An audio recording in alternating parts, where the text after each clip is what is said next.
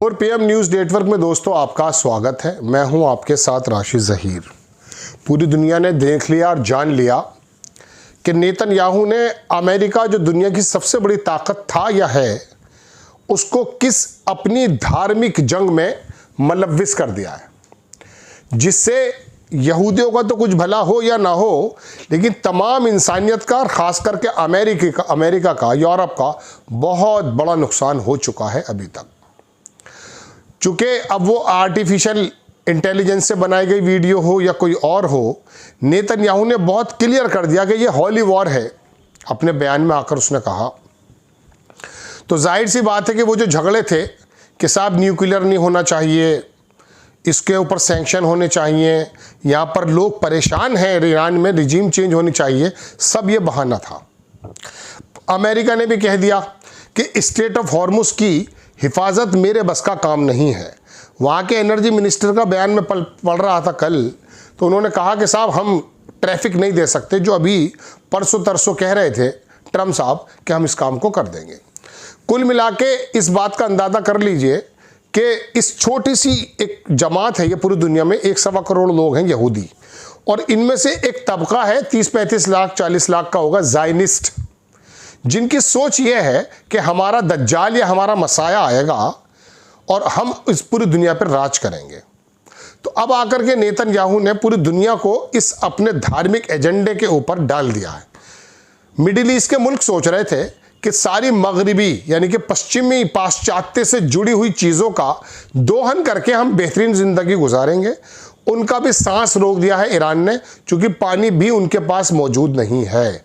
दुनिया से शानदार उन्होंने फल फ्रूट्स तो मंगाए, खाने पीने की, कपड़े लत्ते सब मंगा कर रख लिए, लेकिन अपने पास कोई इंतज़ाम नहीं था, तो लिहाजा सांस घुटा हुआ है। कल ईरान का जो लारिजानी है, उसने जो जवाब दिया था और उसने कहा था कि मैं आधे घंटे में मिडिल ईस्ट को अंधेरे में डुबो दूंगा। समझ लीजिए अगर उसने काम कर दिया, क्योंकि ईरान के पावर प्लांट पर ट्रंप ने हमला करने की बात कही थी, उसके जवाब में लारिजानी ने यह बात कही है, तो आप ये समझ लीजिए कि किसी का कुछ बिगड़े ना बिगड़े, मिडिल ईस्ट के सारे मुल्कों का सांस रुक जाएगा, क्योंकि वो without AC they can't survive. ये जितनी फैसिलिटीज़ हैं उन लोगों ने उसको पंगु बना दिया है। मैं अपनी बात पर आ जाता हूँ। तो नेतन्याहू ने पूरी दुनिया को बता दिया कि ज़ायनिस्ट का जो ख्याल है वो दरअसल कुछ और ही है। कोरोना के दौरान आपने खबरें सुनी होगी कि ये वैक्सीन बनी 2017 में, एप्स्टीन फाइल में इसका जिक्र भी है। उनका कहना यह है कि 50 करोड़ आदमी दुनिया में हो, बस ये बाकी जो 800 करोड़ लोग हैं ये नहीं होने चाहिए। लाखों करोड़ आदमी उन्होंने मार भी दिया है, क्योंकि एप्स्टीन फाइल में अगर उस बीमारी का जिक्र ना होता तो मैं कोरोना को मान लेता। कोरोना भी लाई गई बीमारी थी, नितिन गडकरी ने कहा मैन मेड बीमारी है। तो आप समझ लीजिए खेल कुछ और चल रहा है।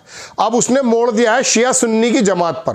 पहले न्यूक्लियर पर जोड़ा, ईरान के अंदर लोग ख़राब जो हैं, वहाँ पे रिजीम गलत हो रही है, आसपास जो है दिक्कतें हो रही हैं, पेट्रोल का मामला है, सारी चीज़ें उनके बहाने ख़त्म हो गए। असल बात पर उभर आया है दरअसल नेतन्याहू, और उसने आकर कह दिया कि ये तो हॉली वॉर है। ये दुनिया के जो शिया सुन्नी हैं, जितने भी ये रेडिकलाइज लोग हैं, ये दुनिया के लिए खतरा। चलिए ऐसा हो सकता है, तो अब दुनिया को मोड़ा जा रहा है। अब ईरान के बैंक पर उन्होंने मारा है बम, तो ईरान ने कहा आपके बैंक भी मजबूत नहीं रहेंगे। ईरान के पानी के प्लांट पर मारा, उन्होंने कहा आपके, मतलब ईरान के ऊपर युद्ध थोप दिया, जबकि वो बातचीत कर रहा था न्यूक्लियर का बारे में। आपको मैं बता दूं कि जो एनर्जी के इंटरनेशनल ये जो होती है, क्या कह सकते हैं इसको, जो न्यूक्लियर पावर का जो वो है सर्वा नाम मेरे जहन से निकल रहा है, उसने कहा कोई भी एविडेंस नहीं मिला। तो पता चला लड़ाई दरअसल वो थी जो कल नेतन्याहू ने कही है कि ये हॉली वॉर है, और ये शिया सुन्नी जो दुनिया के अंदर एक ख़तरा बनकर उभर रहे हैं, इसको हम वो करेंगे। ये तो हो गई साहब खित्ते की बात। मैं आपको बताना चाहता हूं कि हिंदुस्तान के अंदर ये जो एक तो ज़ायनिस्ट है, एक है हिंदुत्ववादी लोग, आरएसएस जिसको पैदा करती है, जिसको आगे बढ़ाती है। इसकी मैं एक वो देख रहा था, चलिए वो मैं आपको दिखाऊंगा। तो उसमें हुआ यूं कि यहाँ का हिंदुत्व की भी पोल खुल गई है लगभग, और वहाँ की ज़ायनिस्ट की भी पोल खुल गई है। वजह यह अब इन लोगों ने दोनों ने ही आकर के ये बताना शुरू कर दिया है कि दरअसल दुनिया के अंदर ये शिया सुन्नी जो मुस्लिम होते हैं, ये बड़े ख़तरनाक लोग हैं, इनको दुनिया की इंसानियत के लिए ख़तरा बता दिया गया है।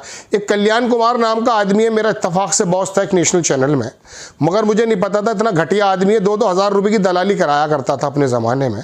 इसने एक बात लिखी है, इसने ये बाकायदा जितनी पोस्ट हैं ये यही करता है, बिहारी है। इसने कहा कि नेतन्याहू की तस्वीर लगा के कि कट्टर इस्लाम चाहे वह सुन्नी हो या शिया पूरी दुनिया के लिए एक बड़ा खतरा है और ये समस्या अपने आप कभी ख़त्म नहीं होने वाली। हम अपने दुश्मनों पर बार बार हमला करते रहेंगे। बेंजामिन नेतन्याहू इजरायली प्रधानमंत्री, इसने इसको पोस्ट किया है। ये इसी तरह की पोस्ट करता है। नीचे अगर आप आ जाएंगे तो देखेंगे नीचे भी कुछ और ही लिखा है। तो कहने का ये देखिए, मुमताज़ थी, ये हीरोइन थी, इसने कहा मुसलमानों से अच्छे हिंदू हैं। मुमताज़ का वायरल बयान, इसको ले लेता हूँ। तो इस तरह की वायरल जो है ये पोस्ट करता रहता है। बूढ़ा आदमी है, जिंदल के यहाँ नौकरी करता है, दलाल किस्म का व्यक्ति था, मैं इसको पर्सनली जानता हूँ। कहने का मतलब ये कि आरएसएस के जो लोग हैं ये इस प्रकार का प्रोपेगेंडा करने लगे। अब हिंदुत्व की पोल भी पूरी दुनिया के सामने लगभग खुल चुकी है, थोड़ी बहुत रह गई अभी। यहाँ पर एक, जैसे वहाँ ज़ायनिस्ट में 1.25 करोड़ दुनिया में लोग हैं, 20-30 लाख लोग ऐसे हैं, ऐसे ही भारत के अंदर भी इस तरह के हिंदुत्ववादी लोग, हिंदुइज्म को मानने वाले नहीं, उन लोगों ने तो प्याऊ अस्पताल और दुनिया को इंसानियत के लिए शानदार काम किए हैं। बड़े भाई होकर के हिंदुस्तान का प्रतिनिधित्व किया है, सारे कमज़ोर वर्गों को लेकर चले हैं। आज कमज़ोर वर्ग की लड़ाई लड़ने वाला बहुसंख्यक समाज का, हिंदुइज्म का मानने वाला शानदार हिंदू है। हिंदुत्व और हिंदुइज्म दो अलग अलग चीज़ें हैं। जैसे यहूदी और ज़ायनिज़्म अलग अलग चीज़ें हैं, ऐसे हिंदुत्व और हिंदुइज्म भी अलग अलग चीज़ें हैं।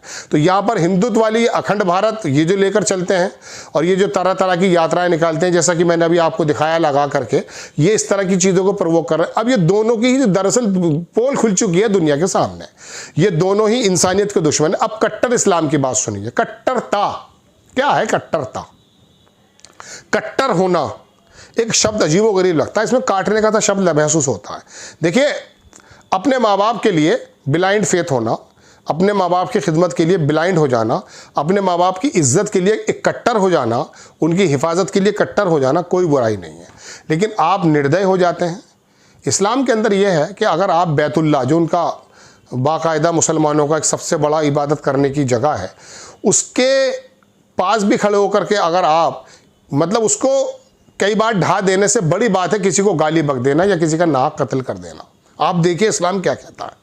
लेकिन चूंकि इस्लाम की पूरी व्याख्या को ही बदल दिया है ज़ायनिज़्म ने, यहूदियों ने, या इस तरह के लोगों ने, या हिंदुत्ववादी लोगों ने, तो आपको लगने लगता है कि कट्टर की बात है। देखिए, कट्टर एक आदमी को, एक बात बताइए, एक आर्मी अपनी सीमा पर खड़ा हुआ आर्मी का जवान अपने देशभक्ति के अंदर कट्टर है तो कोई बुराई है? कोई बुराई नहीं है भाई। हम अपने लिए हैं, अपनी हिफाजत के लिए हैं, आपके लिए हम कोई नुकसान पैदा नहीं कर रहे। सारी दुनिया के धर्म यही बताते हैं। लेकिन ये हिंदुत्व वाला, ये मेरे बताने का मतलब, दरअसल इस एपिसोड को बनाने का मतलब ये था दोस्तों कि उधर तो ज़ायनिज़्म नंगा हो गया है, इधर ये हिंदुत्व नंगा होने जा रहा है।